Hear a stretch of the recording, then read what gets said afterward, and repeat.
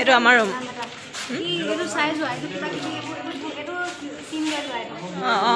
এয়া দেই এইটো মোৰ ৰুম।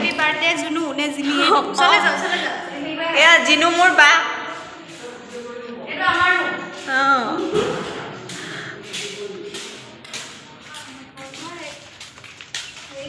মোৰ বিচনা, এখন শিল্পী বাৰ বিচনা, টেবুলখন বা ভাগ, তাৰ তলৰ টুলখন মোৰ।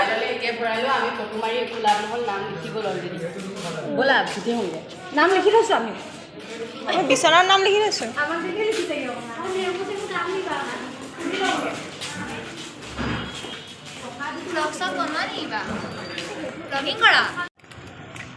থাকিলে মানে ওচৰ হ'ব গোটেই নাই আৰু